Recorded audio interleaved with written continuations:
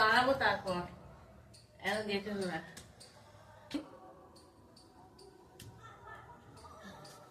দেখো বন্ধুরা কি নিয়ে চলে এসছি আজকে, চলো দেখাচ্ছি তোমাদের।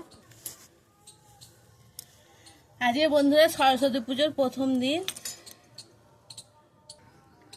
তো এখানে আমি মুড়ি দেখো গোটা সেদ্ধ, এই একটা জায়গায় একজনরা দিয়েছে, আর একটা খুলে দেখাচ্ছি, এ দেখো এই একটা একজনরা দিয়ে গেছে,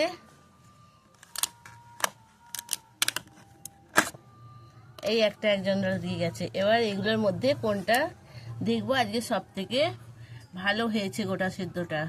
তো সরস্বতী পুজোর দিনে এই গোটা সেদ্ধগুলো তৈরি হয়, আমাদের এই নিয়মটা নেই।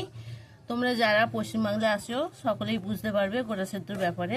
দেখো আমি ছাদে খেতে চলে এসেছি রোদ্দুরে বসে, তো আমি এখানে গোটা সেদ্ধ এবার একটু একটু করে নিয়ে নেব। সব গোটা সেদ্ধ যেন মনে করো না আমি একা খাচ্ছি।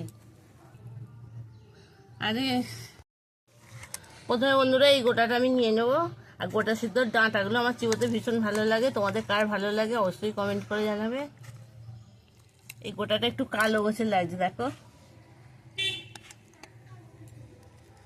এটাও অল্প নিয়ে নেব।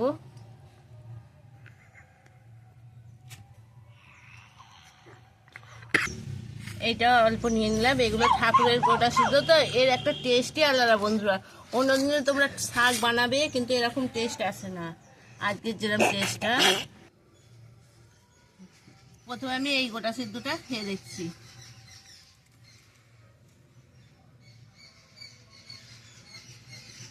এবারে এটা খেয়ে দেখবো।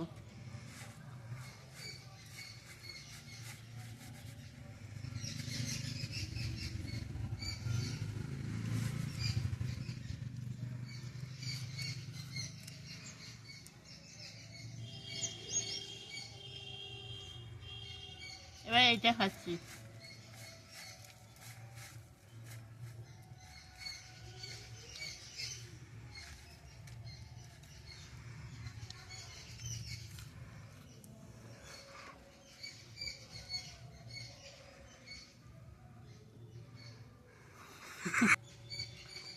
এই গোটা সিদ্ধটা সব থেকে ভালো হয়েছে বন্ধুরা, যেটা এটা মিষ্টি ঝাল সব ঠিক আছে, এইটা মোটামুটি আছে।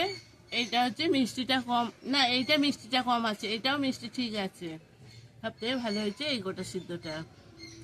তো তোমরাও গোটা সিদ্ধ খেতে তোমাদের কার কিরম লাগে তোমরা অবশ্যই কমেন্ট করে জানাবে। তবে এইগুলো এখন আমি খেয়ে নিই, অনেকটা বেলা হয়েছে, চলো টাটা।